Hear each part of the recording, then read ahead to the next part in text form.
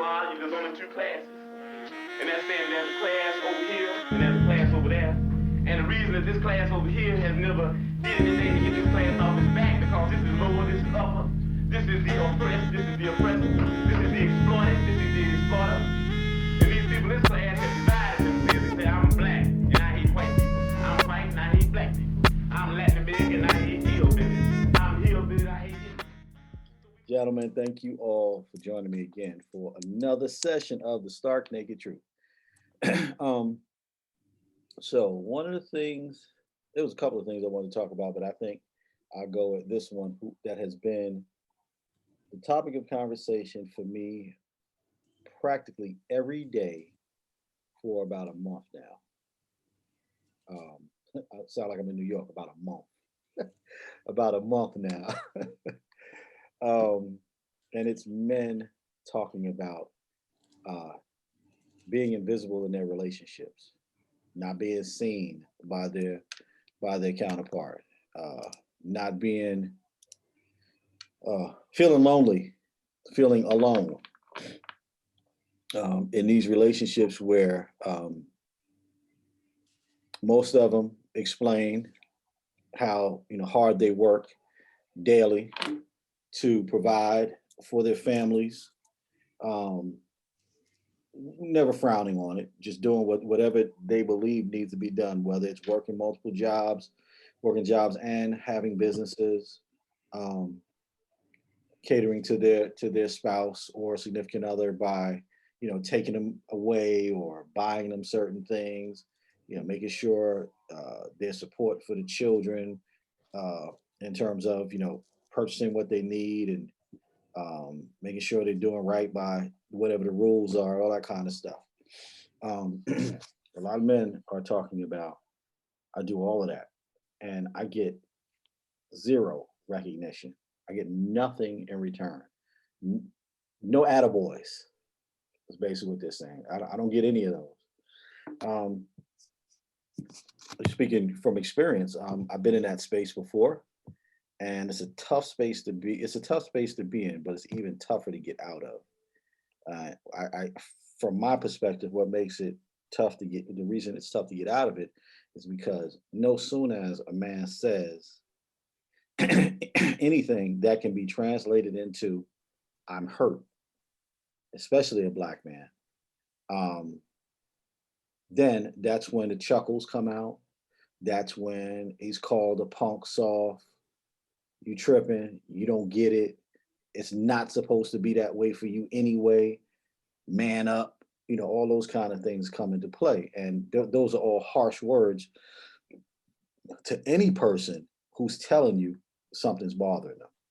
Um, that plays a part on mental health as well, right? Because when you don't feel wanted, accepted, appreciated, and you're working so hard to be that, because no matter what we want to say, we want to be appreciated, we want to be recognized. So when that doesn't happen and you're putting your all in, it puts a strain on you. Stress is real, anxiety is real, depression is real. We are real people and we are prone to have one or all of those, either singularly or in unison at any particular time in our lives. Age doesn't matter, status doesn't matter, um, where it comes from doesn't matter. Where it comes from, excuse me. So that's what I've been hearing a lot of, men saying that they're feeling unheard, they're feeling alone, they're feeling lonely. And we know alone and lonely are two different things. But when you got that combination going back and forth, it means something. Um, so I want us to kind of talk to that this evening, and just see where we can take it. So I would like to start with you, brother Wes. What are your thoughts on that topic? I don't know if you want Oh, I do. them. Well, first of all, um, I ignore the name calling. They can call me a punk or soft or whatever. That don't bother me because I'm man enough to know who I am and what I am. So that's there. Second of all, if that is a situation that I am in, if I voice my concerns and my opinions or how I feel, and it is ignored or, for lack of better words, made fun of or dismissed or whatever like that, she gone, dismissed, because I don't feel that the respect is there. Here it is in a day and time where we are people of there, everybody's woke about everything. And here it is, you have a man who is expressing for generations, we've been taught not to express ourselves. And now we're at a point where we are able to express ourselves. And if it's not taken seriously, then it's got to go. Because I believe that in the day of now, we are more apt to express ourselves and put our feelings out there on the line. And so that's what they've been wanting for a long time. That's what they're getting. If that is a problem for the woman, in my opinion, then that's not the woman that should be in your circle. Okay, that's fair. That's fair. So Earl has spoken from the perspective of really of the of not of a woman not showing appreciation, and how his response would be to that. So Marquise, I want you to speak from the perspective of being in those shoes.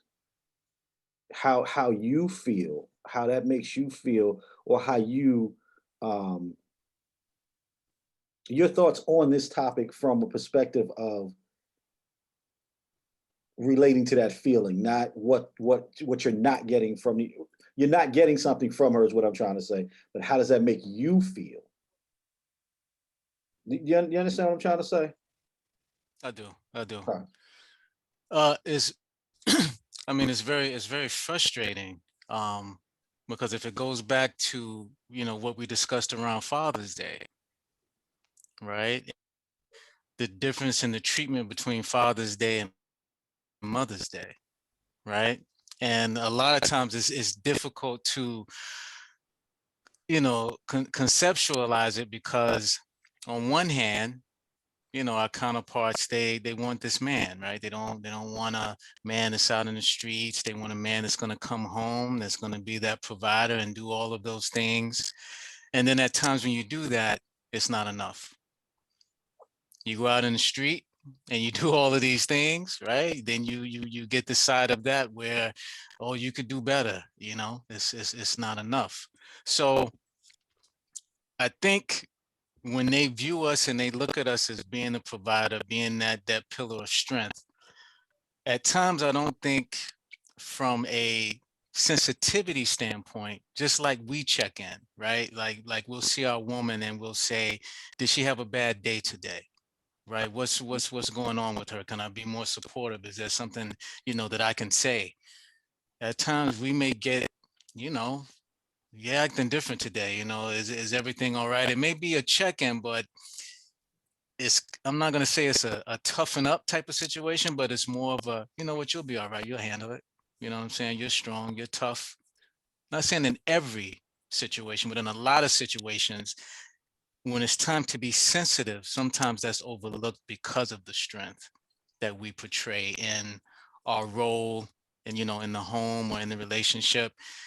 And it doesn't really, it's not really given a lot of thought that the way that they're acting towards us could be bothering us, right? It could be affecting us emotionally, affecting us mentally, because we have to strengthen ourselves to go out and face the world, right? And deal with the things that we often talk about that's going on outside. So to deal with that outside and then come home and have to deal with something at home, that's when it really gets mental. So, to your question, it's frustrating. And I think if it's expected of us to communicate when we communicate that need or how we're feeling, we shouldn't be frowned upon, right? We shouldn't be looked at as being less than a man. Just like we hear them, they should hear us and what we're saying and act upon it accordingly. Okay, good, pretty good. Brother Maddox, what is that? Do you understand that feeling of being alone or feeling lonely in a relationship? What's your take on that? Yeah, can you hear me? Mm-hmm. Okay. Yeah, I mean, you do have those times when you're feeling lonely, sometimes alone. Because as a man, you want to be that provider, that protector, and even more importantly, your presence wants to be there for everyone in your family. But sometimes, we want to be, lack of a better word, we want to be listened to, and we want to cast our cares to that significant other, because we're having so many things we're dealing with, just like outside of the home. We always have to be strong. We always have to have our armor on for whatever reasons. But, sometimes, you feel lonely because you're out there doing all you can and you're not feeling reciprocated sometimes. And that's when that conversations need to be had. You have to let them know that, hey, I have my days just like you have your days. So instead of asking me what's wrong, sometimes it's just better just to listen to what I'm going through and not try to fix everything, just like we do try to fix everything. Sometimes we just want somebody to listen to us. And sometimes that can make you feel more appreciated just by having that person listen. Okay. Okay. How about you, Brother Alexander? Well, me and you have this conversation often Mm-hmm. to where what I give in is what I want to get back. And my my thoughts aligned with Mr. West in regards to, as soon as I don't see what I'm giving is being respected or acknowledged, I'm okay with moving on. But that's coming from the single guy here. I know Girl, that too. if I give 100%, I want 100% back. Right. And unfortunately, the last time I dealt with that situation was, I don't know how to break it because of the fact that a woman is looking for, a majority of the women now are looking for their father and their significant other. And essentially what they saw growing up, if they did have a father in the household, was this image of a man that is emotionless. I guess he cares for them. He works and, does whatever he wants to do on the side to keep, the household together. Right. And unfortunately, that's where a bunch of issues come into play. And I'm okay with not being in a situation where I even get an inkling that I'm feeling alone. Okay. So I'll walk away. Okay. It's on you, Brother Harville. I think as far as what happened, like if you're a man, well, I just speak for me. If I start to feel underappreciated and I speak on it and I still see no changes, then I'll just go ahead and seek that appreciation elsewhere. When the secondary relationships come into play and all that type of stuff. But if I honestly feel like this woman ain't down with me and she just don't care, then I would have no problem with ending as well. But a lot of times we just don't like to say stuff because we just be like, whatever, it don't really bother us. And then we just allow it to just build. And then sometimes we'll just blow up. And that's not a good way in which we need to handle it. But I don't know, man. I don't know. In them situations, I just go cheat. That's basically how I solved that issue for myself. Okay. Okay. So you made some good points. Yeah. And go ahead, Earl. You want to say something? Well, I mean, a couple points. There's and I agree with you, brother Alexander. But one thing is that there's never going to be 100% reciprocation. Never. That's never going to happen. That's life. Everything, nothing's perfect. Yeah, That's life. exactly. That's never going to happen. The thing is that you have to find a place where you're willing to accept this, if that's where you are, that's cool. But I'm with you. I'm not going to accept, mediocrity. With Brother Harville, he takes that one road. He may go and cheat or do whatever. Me, I leave. And I tell him up front. Look, if the situation comes to this point, I'm not going to yell. I'm not going to scream, fuss, or fight. I'm bouncing. Okay. Plain and simple. I mean, because I don't think if I'm feeling lonely in a relationship, then that's a relationship I don't need to be in. And if I am expressing that and there's no changes made, then the answer is there. Right. So that's where you move on. Okay. So I want to thank Brother Frazier for joining us. It's been a while since he's been able to get on here with us. What's up, Brother Eric? How you doing, man? Doing all right. How you brothers doing? Good, man. How's your ministry going? He's awesome.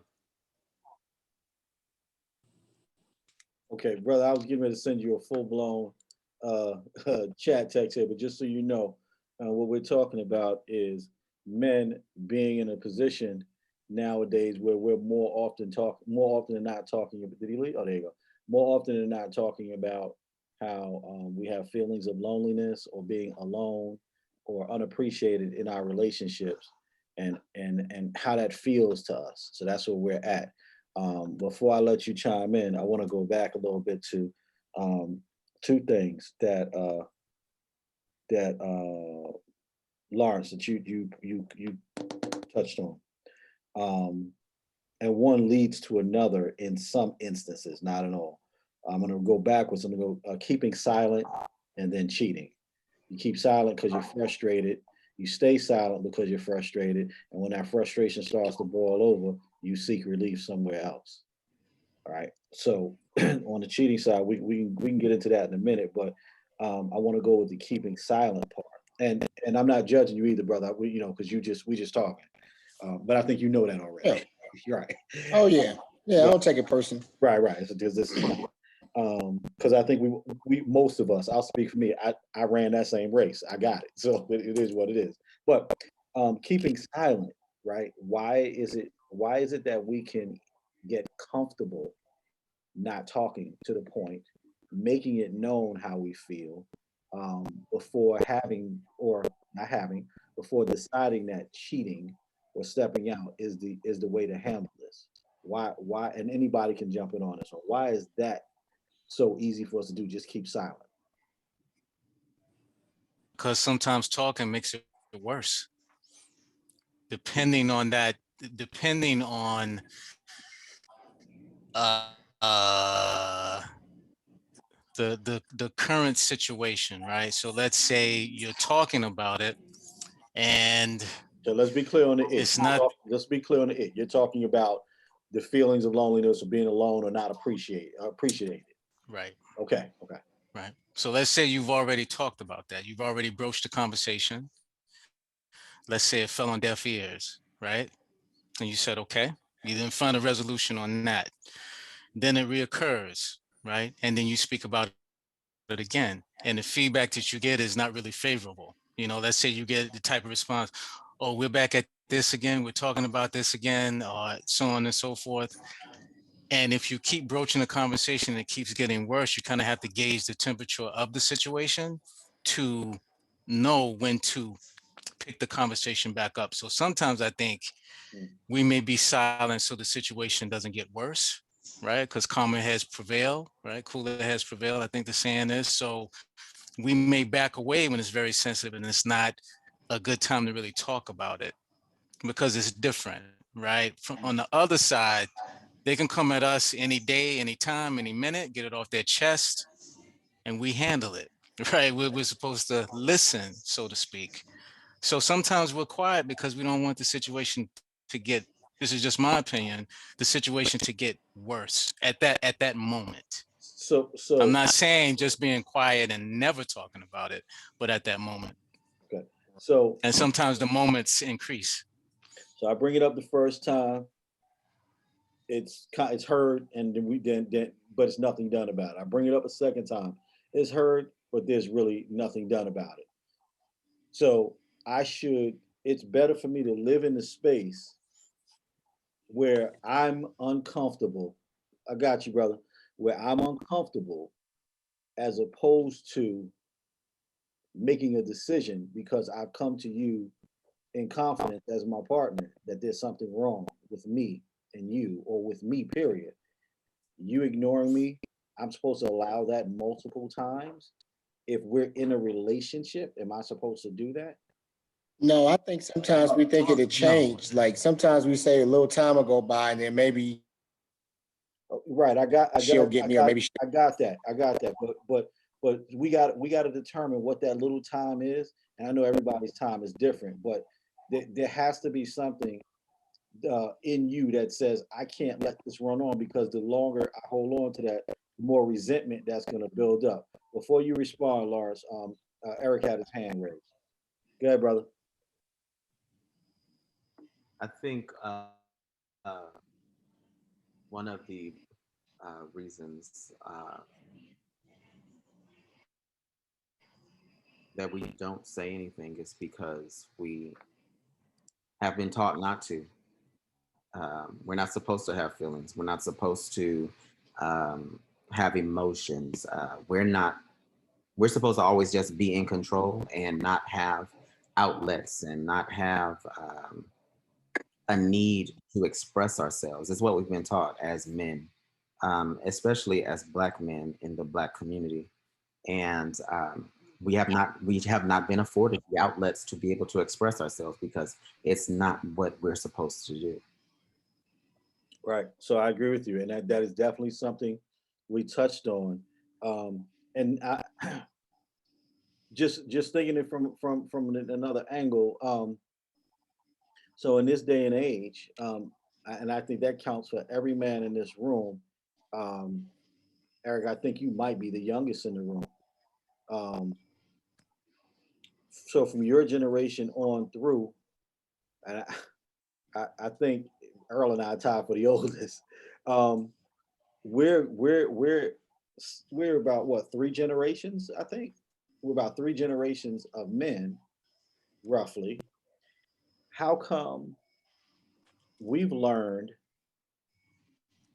that expressing yourself is, how come if we've learned that expressing yourself is okay, there aren't more in these generations that we cover that know that, yeah, you might have been taught that, but that's not right. Why hasn't that been more prevalent than sitting silent and letting it happen? And that's for anyone.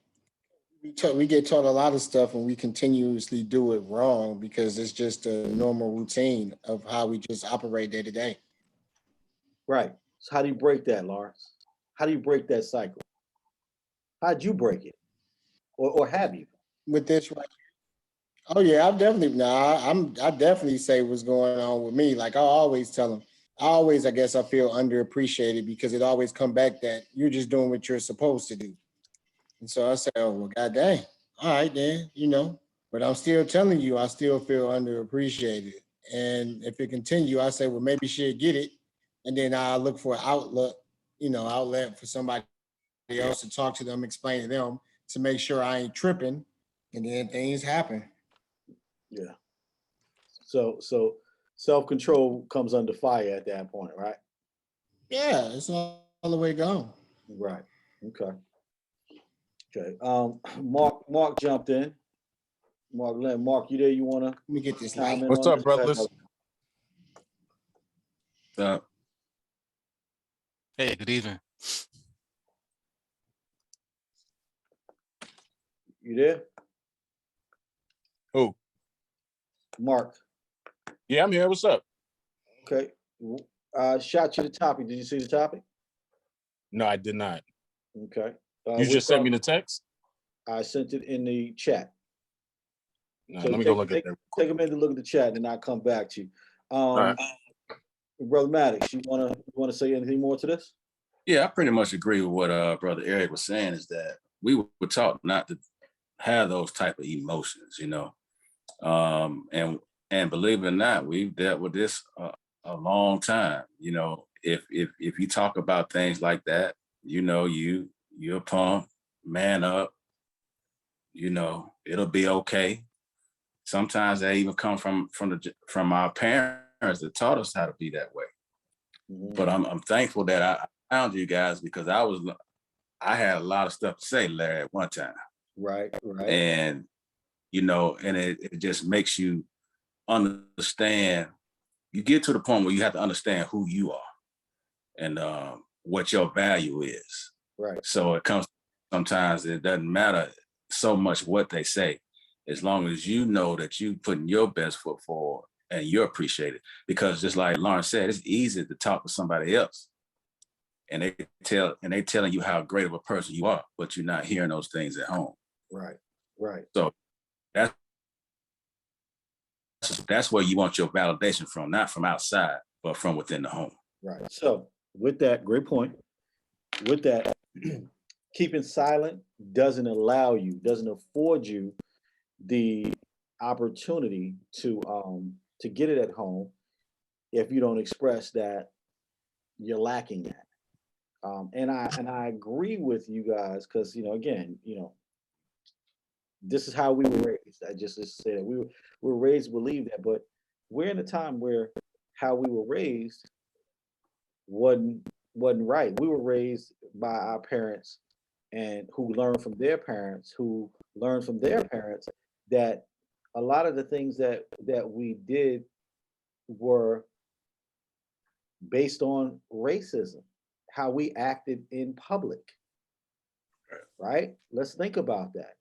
We tell our children, hush, don't act up. But then we look at the counterparts kids, and we watch them just bouncing around, loving life, while our kids have to walk straight lines. We're taught to present ourselves in a certain way all the time, but where does that stem from? You know what I mean? So it's the same thing with men. We're taught to act a certain way because of how the other side looks at us. And if we're moving in a direction where we want to kill all those stigmas and all those restraints, we want to loosen up all those restraints, we have to get back to saying, yeah, I know that's what I was taught, but this is what's right. You know what I'm saying? Oh no, I'm on the same page with you 100%. Right. So I'm not saying you don't speak on it. What I was speaking to is why don't, sometimes it just may happen and you want to speak on it, but it's just not the right time to speak on it at that point. So I'm not saying you don't revisit the conversation, because if you don't revisit it, it's going to keep reoccurring. Right. So you do. One lesson I've learned, and y'all take this with a grain of salt, and is what I do now. I ain't never gonna be silent. That ain't gonna happen. I'm not gonna be quiet. I'm not gonna not say my piece, whether it's the right time or not. No disrespect, brother Marquise, but I've learned that I am not gonna shut my ass up. I'm gonna say what the fuck I got to say when I got to say it. Because if I don't, then something may bad happen, meaning that the conversation may go a certain way, or get heated, or go whatever, because of now my continued frustration. So I've learned a long time. I'm gonna put it on the table right when I need to put it on the table, whether she likes it or not. I've been there. I agree. You know I what I'm saying, relate. Marquise? I relate Yeah, 100%. exactly. I've been that guy. Right. I'm I've not been gonna do that it no guy. more. Yeah. I've been that guy Yeah. to get it off my Yep. chest, to get it out. But then there's been situations where I've gotten it off, at that point in time. And then after getting it off, I found out something else, like within that situation where I said to myself, I came out feeling like like an asshole pretty much because of what was going on with someone when I got it off. Right. So to my point, it's always about gauging the temperature of the situation. But I agree with you, you should get it off your chest. But let's say it's a situation where it's you and your significant other. Let's say you may work 13, 14-hour days. You come home that evening, let's say it's 7:30, 8 o'clock. You're feeling that, right? You feeling you want to talk to it, but at the same time, part of you wants to relax, right? So Right. you say to yourself, do I step to this now? Let's say at 9 o'clock, right? Get things going and not have the best night's sleep, right? Or do you go ahead? No, I mean, I understand that point there. I guess my point is, speak your mind when you feel it's necessary, and not wait. I understand where you come home and all you want to do is decompress. I understand that. Sometimes you don't even want to deal with that. But my thing is that you need to speak that truth as soon as, I should back up and say, as soon as possible. Agreed. You don't want that lingering. Agreed. We're on the So same I understand, page. No, Marquise, I understand exactly what you're talking, gauging that situation, whether you come in, your feelings. And the thing is that what I didn't put in perspective is her feelings at the time. Meaning that it's all about, when we talk about this situation, and I don't mean nothing ugly by it, but it's all about me and how I'm feeling and what I'm feeling. I'm not worrying about her right now, but I do need to gauge that situation to make sure that I don't come off the wrong way. I understand that. Well, that's one of the things that I've been talking about to brothers is exactly sort of like what you guys are saying. Marquise, I'm with you. Wes, I'm with you. You need to speak to the situation when the situation is upon you, because you can't let it keep going. That was my point by when Marquise, when you said initially, I bring it to her and then I might have to bring it back and then I might have to bring it back, kind of paraphrasing. First off, I'm not bringing it back too many times because you heard me the first time. And I know for sure you heard me the second time, right? I'm not going to put myself in a position where I'm constantly hurting because I'm trying not to have a conversation that I know is going to go left. But here's the thing. Why would it go left? Why would it go left? I'm telling you, I'm having some sort of emotional situation and you're my partner. Why would it go left? You should be prepared to listen to me. Hold on a second, fellas. Hold on a second. Y'all go ahead. First of all, we logical, not emotional.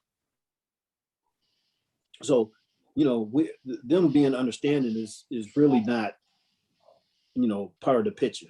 So, well, the way I look at it is, as we've been talking about it as men, it's been ingrained in us to, from a certain aspect to handle situations a certain way. I think the same for them.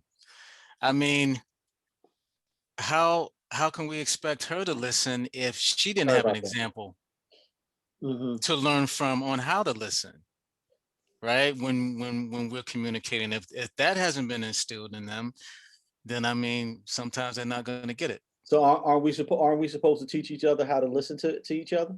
Aren't I supposed to teach my spouse how to hear me when I need to be heard, and my spouse teach me the same? Agree 110%. Right. But if she's never had to, like when we're talking about things from our youth, right? Things that we have to break out of. If she's never witnessed that, let's say she's like third generation and, grandma was raw, mother was raw, right? And then it comes to her. If she's never seen it and witnessed it, yes, they're going to learn from us, but it takes time to get to that point. You get what I'm saying? It's about coming to the table, at least with something. I guess what gets very unique about it is, to like Doric and Earl's point, when you're in a certain lane where if it's not working, you out. You know what I'm saying? You can hit the bricks and you can say, you know what, it's not working. I'm not getting respect. I'm out. But I don't think that's just them, Keith. I think that's any of us. If it's not working, you're gonna get out. I don't care who you know. Dirk and Earl are very strong in their stance. They're kind of one hitter quitters, and I'm not saying that to be funny or being or be disrespectful. They're more of the you get one shot to get this right, and if you don't, I got to move on because I've seen this show and I don't like this movie. Where I think you'll take someone from my lane or your lane. I'm good with second chances. Like if you didn't hear me the first time, maybe you are one of those that didn't get it, didn't get that developing as you grow. So you know what? I've got to show you. I can this. I can show you better than I can tell you. So let me show you what's going on with me because I want this thing to work. So I need you to hear me again. When I give it to you a second time, this is where I stop because I've explained it in detail with patience and with consideration for who you are or are not. But if you don't get it that second time, I can't work with you. Dork, you want to say something? Yeah, but that's my thing, right? I know you for a while now. You have we generally a lot of us have high emotional intelligence, right? So I doubt it's ever going to get to a space to really, we're talking to them in like a disrespectful manner, or even in a space to where you don't get what I'm saying. Most of the time, I'm probably a little bit different to Earl. I'm gonna sit you down. I'm like, hey, I don't like this, and this. Let's have this conversation. So, am I in a right relationship to where I'm utilizing high emotional intelligence to have this conversation with you, and I have to have it multiple times? You hit it I on the gotta head, bro. go. You hit it on the head. Yeah. That's it Either right there. that, or I'm gonna be like Lawrence. I'm gonna be out here in Atlanta, just running these streets, and I don't want to do that. That's all. Hey, Mark, you want to chime in here? It's nice in Atlanta right now, but I'm just saying. Sundresses are looking good. Let's stick to the script, y'all. Let's stick to the script. So was the question the love plus happiness, or the happiness? Was that the topic? No, the topic was related to men. So what I expressed at the beginning, the short version is a lot of what I've been coming across over the last month or so is men talking about not being heard in their relationships, or having feelings of loneliness in their relationships, feelings of being alone in their relationship, and having to combat that while maintaining the perspective of provider, protector, and all that for his family or the relationship itself, if it's one-on-one. How do we deal with that, and why do we allow that to persist? Yeah, that's a I have personal experience with that for sure. It's a very, I think I've said this before in previous calls, where you feel like you're muted. And I've felt like I was muted before, and I was taking an L for the greater good and to keep the peace. But then I would, in the latter part of that relationship, I expressed my feeling of isolation, my feeling of needing that affirmation. And when I went back out into the world as a single man, that's one of my core values. I'm like, listen, that affirmation Confirmation is important because confirmation. Confirmation. Okay. I like affirmation, but I mean, y'all know. But the if it's wrong, it's wrong. Yeah. That was wrong, brother. Yeah, it's very. I think some women don't understand that aspect. Like I think Earl said it. We're logical. We are logical, but we do have that emotional need, and I think in my experience that that's not seen enough. And then obviously what we deal with amongst each other, and it's different now than it has been in the past, is the manning up part, showing his masculinity. But I've come across now meeting women and just talking to just different women. When I touch on that vulnerable part, or it's not even vulnerable, but just being able to tap into a need that seems to come across as emotional, the conversation just completely flips, and it's rich, it has substance. But when you don't have that, it's kind of like, in my experience, it was like, oh, you're being selfish. And I was saying, and I felt guilty for that, about that. And then when I came to the realization, I was like, damn it, there's nothing wrong with me wanting to want what I need and to express it. So it's not being selfish. It's something that I need for my own nurturing and for my own growth and for my sustainability, if you will. Okay. And that's proper. That's proper. Eric, you want to jump in? Sure. When it comes to being lonely, I don't ever feel like I'm lonely because I'm an ambivert. So I can take company or leave it. I actually feel really great when I'm not around people. So sometimes that's not good for my relationship though, because my wife, though she's introverted, in our relationship, she's very extroverted. She loves as much time as she can spend with me as possible. She likes us to go to bed together. She likes us to wake up together. She wants to work out together. She wants to do all of those things that we can do together. But I think that where sometimes it lacks for me is because of the conditioning in growing up. I don't always express myself. And while I'm very adamant about making sure that how I feel is heard, I can be very passionate. Mm-hmm. And in my being passionate, sometimes it can come across as being angry. So sometimes it makes it harder for me to express myself because it's misconstrued as anger when it's really just passion. And in the relationship, though we've been married for 14 years, my message can get lost in my passion. And so I'm working on that part of it. Gotcha. I wrote a note. I'm glad you said that about delivery. I wrote a note on that because Marquise, I think you were talking about timing. I think that was something you mentioned. And that was one of the things, it's linked right into what Eric just said.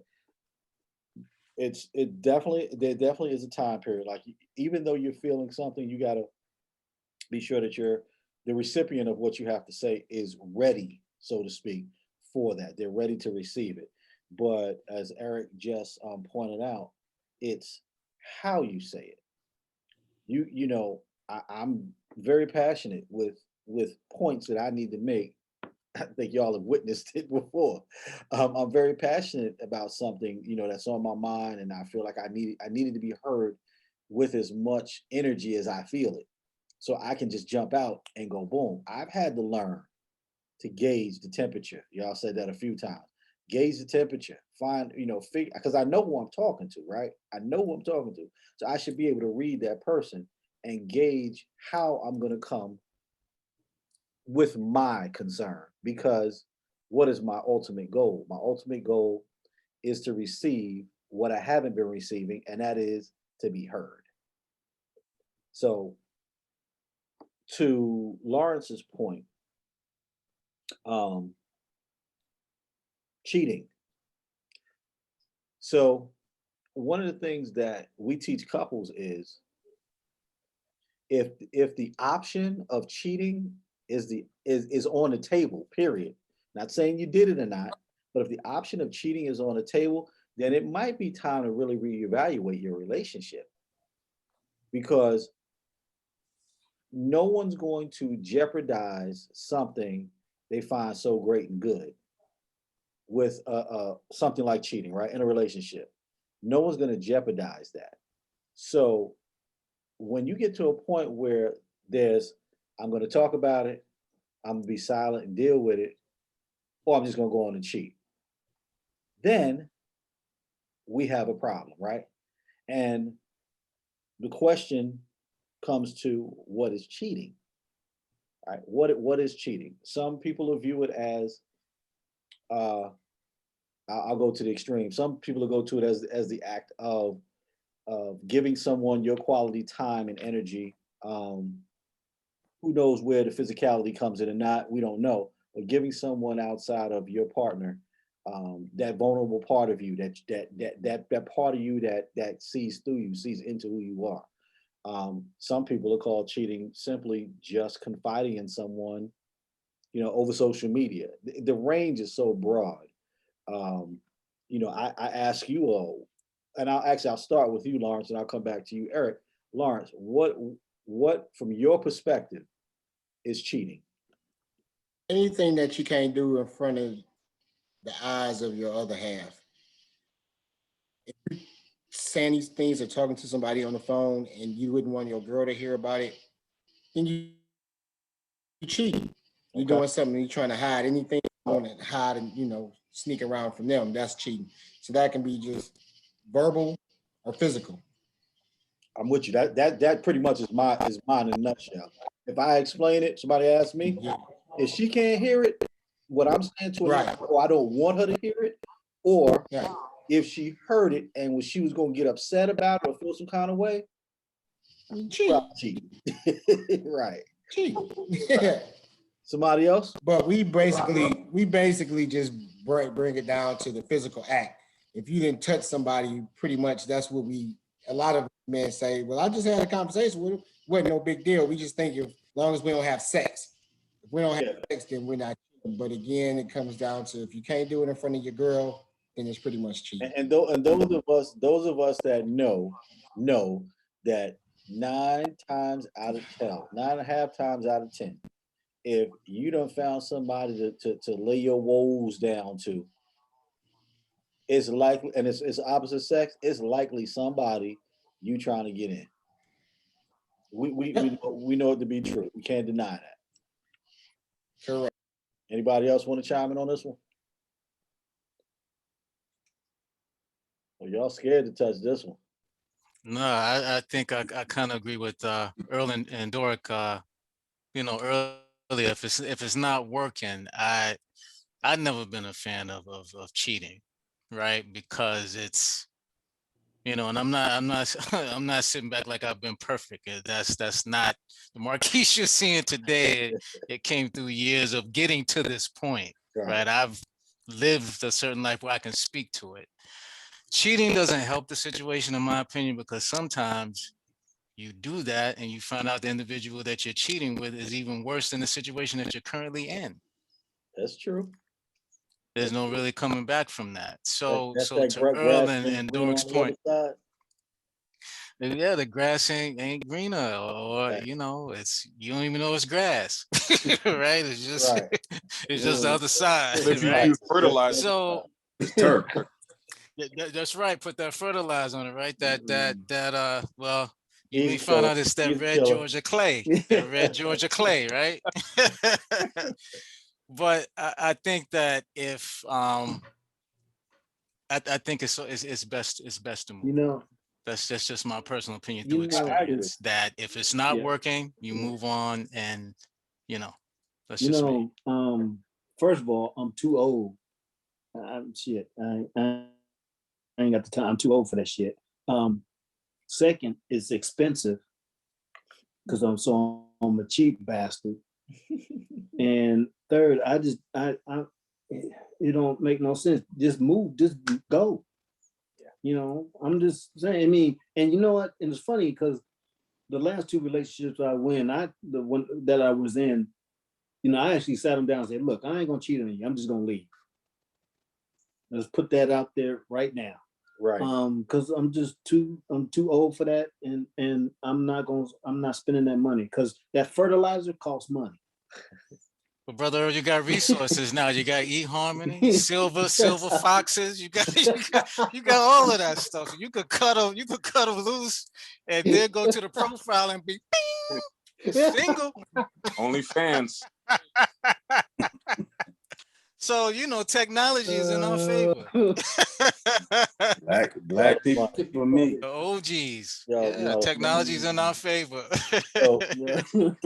yeah, I think just keeping things in perspective, man. I think the couple of things I wrote down here while we were talking that points for me were timing, cheating, keeping silent, and keeping the peace. Those are kind of the common denominators from what everybody's talking about. Um, for me, well, actually, it's keeping silent and it's speaking up. So it's kind of both extremes have have have uh have popped up. I think that the negative in this one for me, and this is my perspective, is the keeping silent.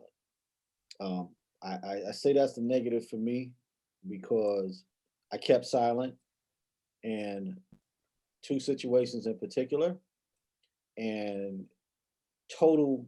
If I'm just going to call it in total years, it cost me about half my life of happiness. I ain't been happy that long. You know what I'm saying? I ain't been happy my whole 55 years. It cost me a lot of happiness, and it caused me a lot of pain, mental pain that I did not know existed in me until I pulled away from those situations. So keeping silent is never going to be an option for me either. See, Earl, see how I delivered it and how you delivered it. You see, two different deliveries. Yeah, two different deliveries. My bad. I'm more Malcolm. You more Martin. There it is. Non-violent, non-violent. That was a perfect comparison. I couldn't have said it Spot any on. better. But Same thing, but just two different right, ways. Yep. right. Keeping the peace. Um, to talk to that, the peace that I want to keep is mine. I'm not keeping the peace for anybody else. I'm keeping my peace because when I'm at peace, then everything around me can be at peace. Because I already know the Larry today is not the Larry 20 years ago, right? So I've learned because I've learned that in order for me to be in a position to manage my life the way I want to, um, I got to be at peace. So that for me, that's what keeping the peace means. Represents. Um, cheating for me, that I guess as a grown man now, I don't guess, but as a grown man, cheating is not really the option because I'm going to decide I'm gonna be here or I'm not. We ain't got to worry about cheating. I'm gonna tell you what's wrong with me. I'm gonna tell you where you're coming up short from my perspective, and if we can talk to it and work through it, then we good. If we can't, gotta go. Gotta go. I mean, no hard feelings. There's gonna be some pain. I'm sure that when you develop a relationship, there's gonna be some hurt, but it's gonna benefit both of us, right? And then for me, lastly, timing. Um, you on my time. You on my time. Um, because I already know who I'm dealing with. Whenever I'm dealing, I I I have an issue when I bring it to you. You're on my time, but I know, or I should have a good perspective on whether you're ready to receive it or not, because I'm gonna deliver it the way you need to receive it. So with all of that, I say, going all the way back to the beginning, why do we feel alone or lonely, um, or unappreciated? It's because we allow ourselves to stay in that position. I'm the commander of my ship. You can't make me feel a kind of way. I have to allow you to make me feel that way. So that's where I stand on those things, and that's what I try to project to other brothers. You command your own ship. It ain't about I'm the king of my castle. Mm-mm. First off, you got to be a homeowner to say that, right? Let's start with that. You can't be renting. I rented and grew up welfare the whole nine. I know what it is. So I'm not talking about nothing. You know what I'm saying? That y'all don't know. But you know, not being funny, you're not the king of your castle. You're supposed to have an equal beside you, which means you guys have to speak and communicate in an effective way. What I've learned is that me and my partner can talk till the day is long, but at the end of our discussion or our decision, whether we agree or whether we agree to disagree, when the final decisions are made, what she wants is for me to stand on the front line and say, this is what we've come to. So as long as we keep that in perspective, and you're working in that space, there shouldn't be no thoughts of cheating. There shouldn't be no thoughts of silent. There shouldn't be no thoughts of making someone else happy or feel good, aka keeping the peace if mine is unsettled. And there ain't no such thing as timing per se, because we've built up the kind of relationship that the time is always now. I don't have to wait for her to be in a specific mood, a specific state, a specific place. I gotta wait for none of that. It gotta be a time of day. I can't even tell you how many times at 2, 3 in the morning I wake up to go to the bathroom and I'm like, hey, I got something to say. But you know what happens though? All I hear is, yes, baby, what you want? That's what you create. You create that atmosphere, right? So that's my take on it. Go ahead, Mr. Alexander. I see you chomping at the bits. Well, I hope to one day have the type of relationship that you and brother Eric have. Right now, I'm still stuck with these Brooklyn hood rats. I'm sorry.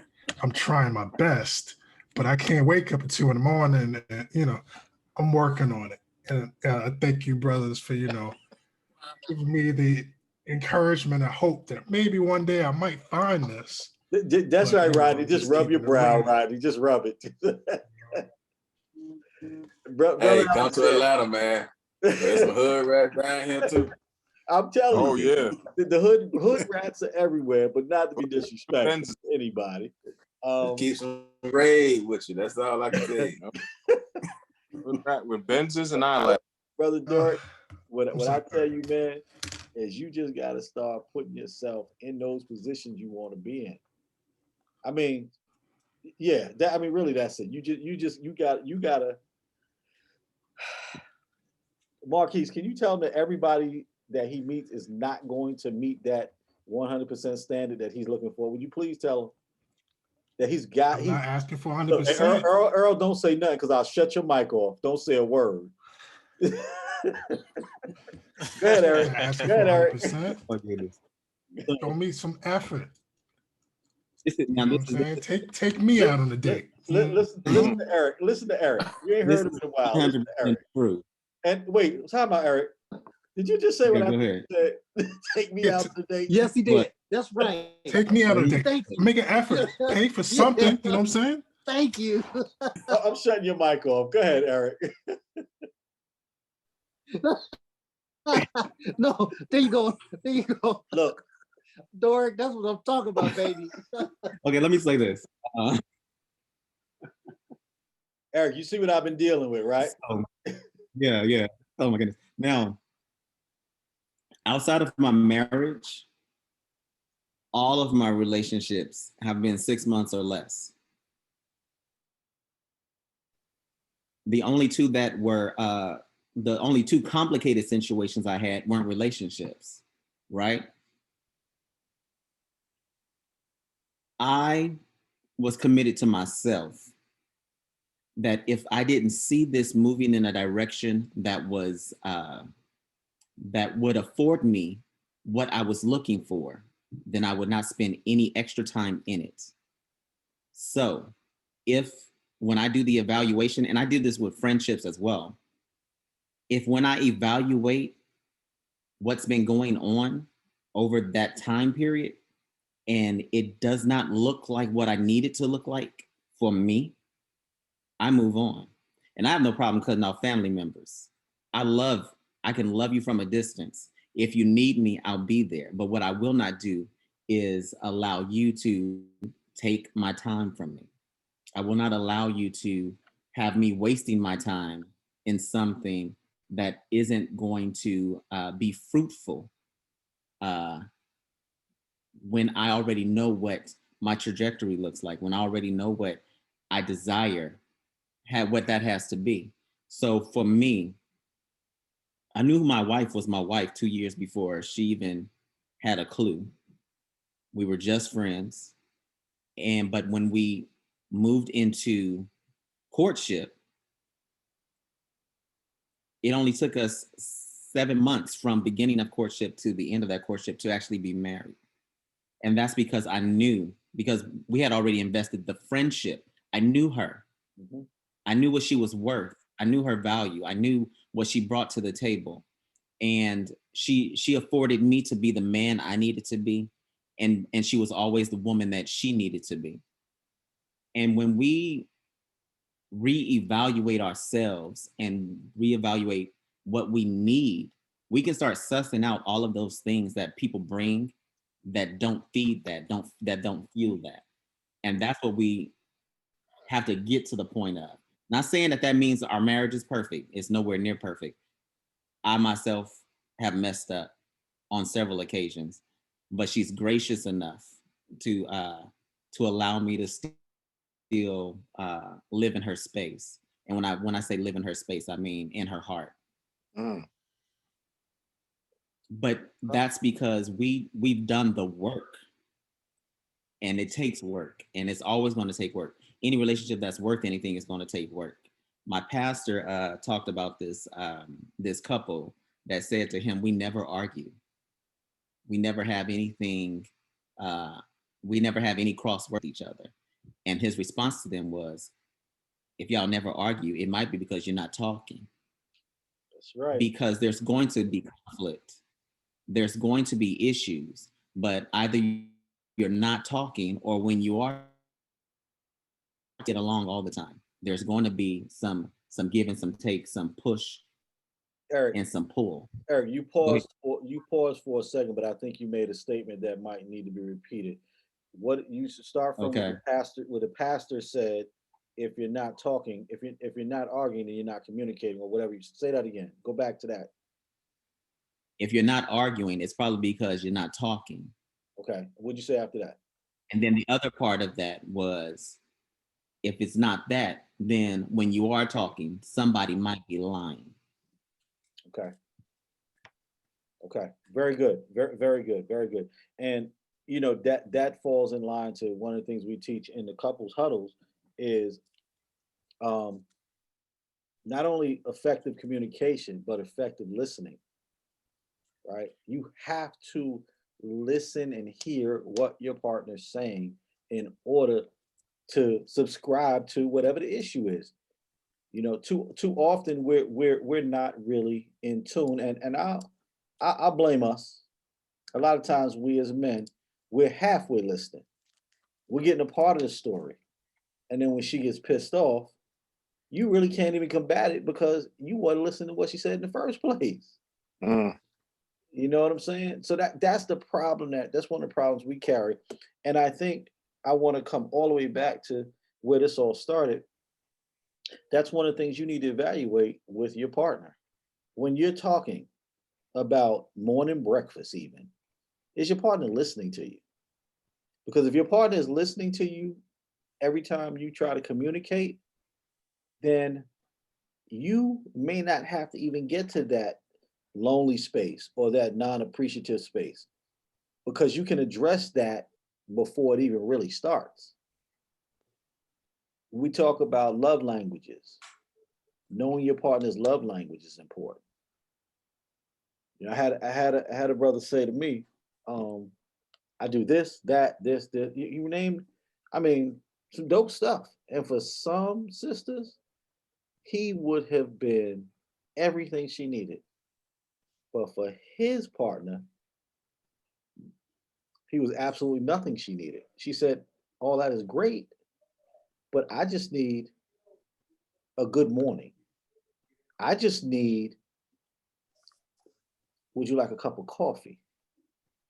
All these other chicks want a trip every week, every month, whatever. All these other chicks want all these bags.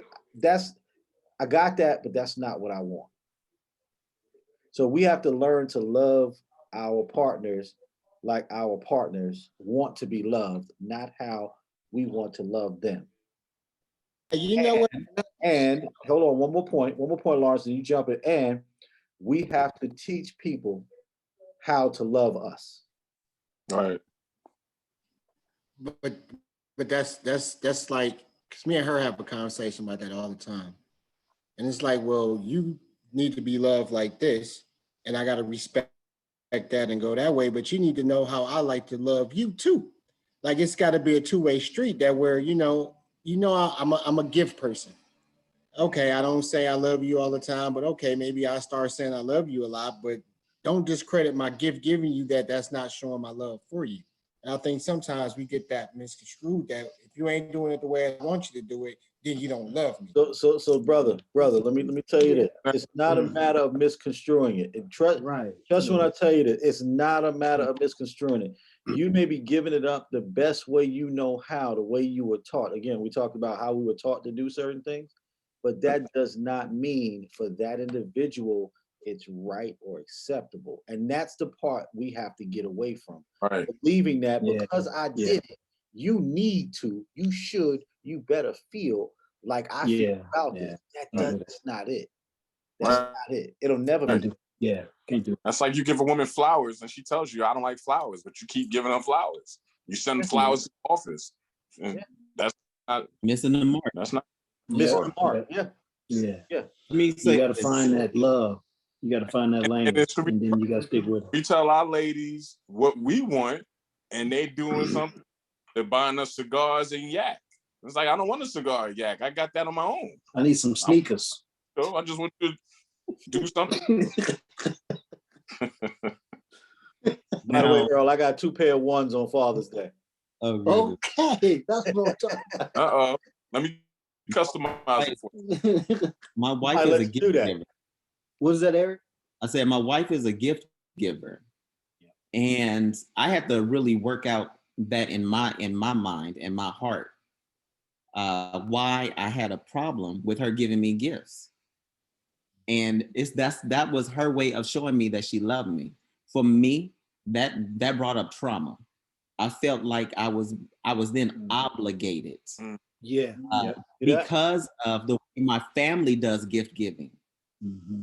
I love my family, but Christmas is the weirdest event in my family because you've got a bunch of people giving out gifts and telling you, I didn't want this, I wanted such and such. Here goes the receipt, go ahead and take it back, and all these other things. And then I have an aunt, when she gives me something, she makes me feel like I'm obligated to her to then either be what she wants me to be or do what she wants me to do. And so I had to work all of that out. I can accept gifts from my wife now, but it took me a long time to do that. Wow. Right. And so but for her, she thought, well, why?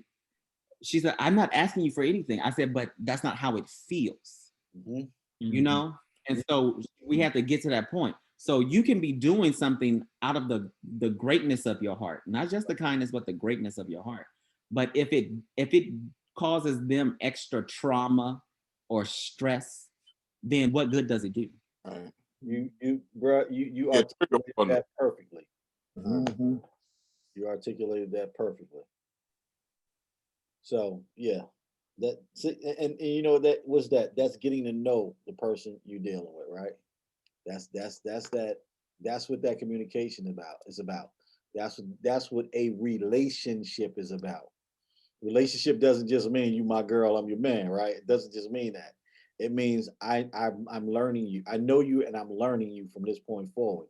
Every day I'm realizing you're evolving. Every day I'm realizing, there's going to be something that's going to spark a different type of interest in you, or whether negative or positive, right? Every day these things are going on, so I have to be on my I have to be on my I don't want to say that word. I'm gonna have to be on my bike all the time, you know, to keep up with what's going on with you. But in retrospect, you need to be doing the same with me because I'm going through the same thing. My challenges may be a little greater if I'm the provider and the protector 110%.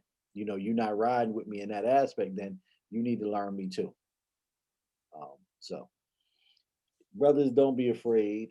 Don't be cautious of, you know, stating your case. Don't feel like um, telling your truth, which could be marred in pain, is a bad thing. If your partner can't receive it, you might want to question that partnership. That's from where I'm at. I know we're talking a lot, but it's been a minute, bros. I miss you. Yeah, we miss you too, brother. We talk about you often, so believe me, you're not cast out. We just unfortunately you're the only West Coast cat. If you had like maybe 5 or 6 more, we could do an earlier one session and a regular one. You know, not regular, but a later one the next. So you know, do your due diligence. Get a couple of cats to join us from the West Coast, and we'll make it happen. I'll work on that, but y'all need some more West Coast friends. I should not be the only one out here recruiting. I had 3, and they all came back to the East Coast. But send them back. so yeah. Eric, where you at, Eric? What was that? Where are you based at? So I'm from Oakland, and I live generally in the Oakland area, the Bay Area. But where we live now, we just moved to this town called Walnut Creek. Okay. Yeah, it's the first time I've seen you. I've seen your messages, but I never had the pleasure of actually, you know, meeting you. So peace and I blessings. appreciate that. COVID had my schedule all jacked up. Hey, Yeah.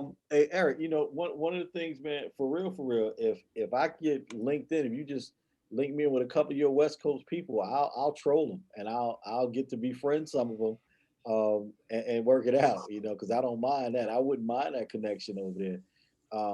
But on another note, just tell you guys. Well, first off, let me thank you all for this session. I think this was a pretty dope one. That said, that no matter what color you are, there's only 2 classes.